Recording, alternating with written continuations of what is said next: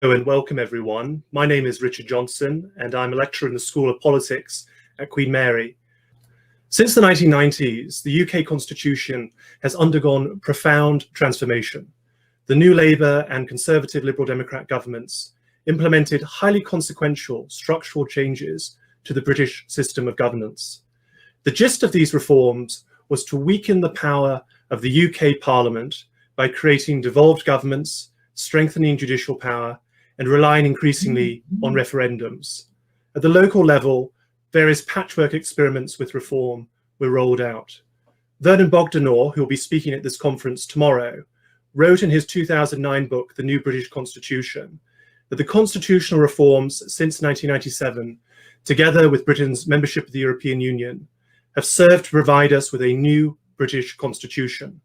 The radicalism of the reforms should not be underestimated, nor the challenge they offer to traditional assumptions about the Constitution. Many virtues have been ascribed to these reforms. To the extent that criticism exists, it has often been to argue that these reforms do not go far enough. An elected upper chamber, regional English parliaments, further electoral reform, citizens' assemblies, and a codified constitution are common tonics prescribed by commentators from this point of view. The conference today adopts a different outlook. It aims to provide a critical evaluation of these far-reaching reforms. Did they actually deliver what their proponents claimed they would?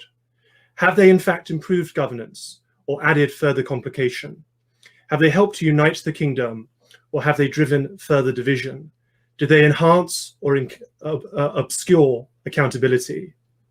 Now, the British Constitution is unusual, but not necessarily for the reason that many people think. Many people go on about the need for a written constitution, but the British Constitution contains written and unwritten elements like all constitutions do. As the Yale University professor Akhil Amar has written, even the US Constitution, with its famed document written in Philadelphia in 1787, is only intelligible and workable by numerous unwritten conventions and understandings. Americans, too, have an unwritten constitution. What makes the British Constitution rather exceptional is the total freedom of the UK Parliament to govern on whatever and however it would like without any legal limitations. Whatever comes out of Parliament is ipso facto constitutional. The British Parliament, therefore, is at once a legislature and a constitutional assembly. It would be as if the framers in Philadelphia never left. Raymond Seitz, who was the US ambassador to the United Kingdom in the early 1990s, marveled at the British Constitution compared to his own. He reflected, quote, "Coming from this kind of fractious federal background, an American arrives on British shores astonished to find how unfettered a modern British government is. It took me a long time to understand that the British government, with a simple majority in the House of Commons, can do pretty much what it wants. I kept looking for constitutional checks and institutional balances that could stay the will of the British government, but I could find none. The check in the British Constitution has long understood to be political. While parliaments can technically legislate however they like, and while governments have sweeping prerogative powers, both are constrained by politics, not law. A British government can use its prerogative powers to go to war, to sign treaties, to prorogue Parliament for a week longer than usual, but the check in this arrangement ought not be a judge or a document. The check is the necessity of the government at all times to carry the confidence of the House of Commons.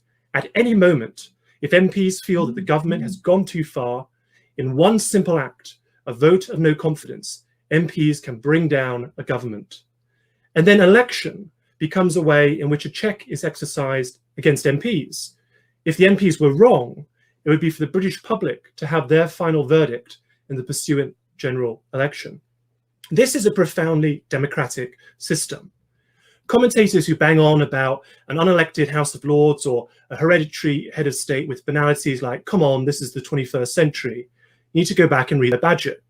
They've confused the dignified and the efficient constitution.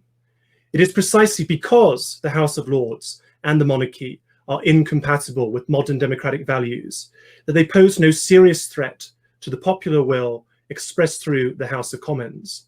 Paradoxically, It is their absurdity that is our democratic safeguard. This might be a good time to explain what my stake in all of this is.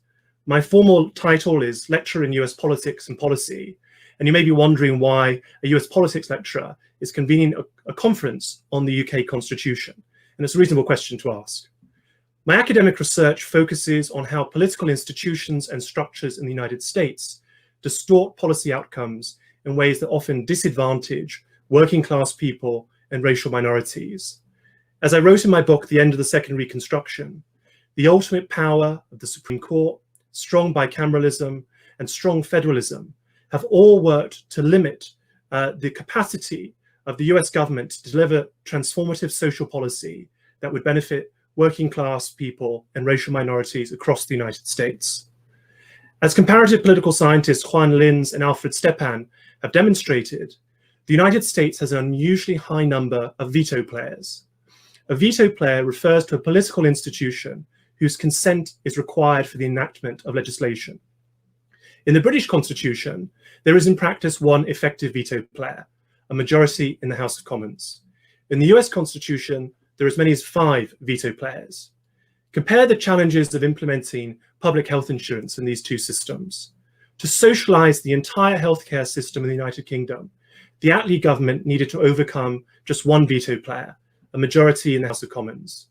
Not so in the US.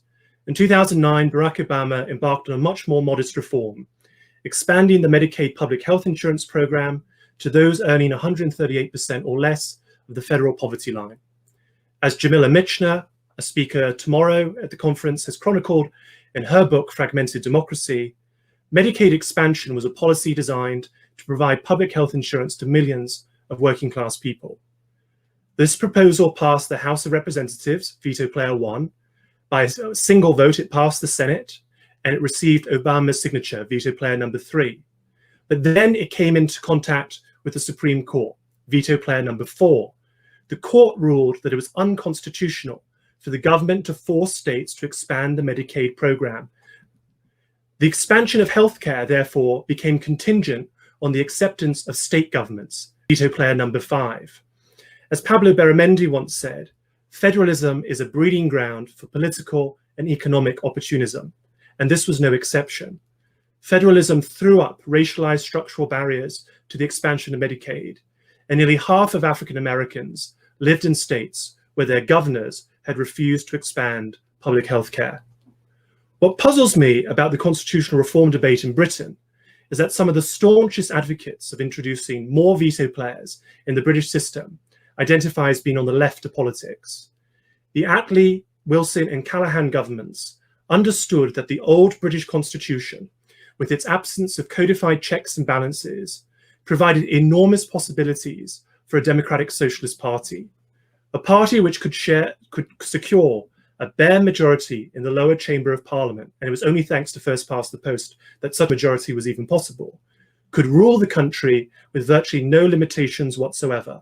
No Senate to block its legislation, no president to veto it, no judge to overrule it as unconstitutional, no devolved government to refuse to cooperate, no non-socialist coalition parties with whom to compromise. Today I hear Keir Starmer and Labour members and MPs singing the praises of the very devices which would constrain the power of a majority Labour government from implementing a socialist programme, or indeed supporting reforms that would make a majority Labour government impossible altogether. The Labour MP Peter Shaw, who opposed all of these veto players, put it succinctly, "I did not come into socialist politics in order to connive in the dismantling of the power of the British people." I think what has been lost is a faith in the power of the British people to act as a constitutional safeguard. I can only explain this position if it no longer has such faith. If you think that conservative governments are inevitable, then you may think that the best hope is to place constitutional restrictions on conservative governments by giving more power to judges to block policies or devolving powers to areas assumed to be left-wing. As an aside, we never really hear about the consequences of right-wing judges ruling against working class people or devolving to right-wing areas of the country as federalism inevitably would do. But of course, the evidence is there to see in the US case, should anyone care to look. So to conclude, to end the legislative freedom of Parliament is to end the political constitution as we know it. and to turn judges into our ultimate political masters. It is, in effect, changing the title deeds of the guardianship over the British Constitution from the British public to the judiciary. To quote the Labour leader Hugh Gaitskell, "You may say, let it end, but my goodness, it is a decision that requires a little care and thought." And I hope that we can provide that care and thought in this conference today and tomorrow.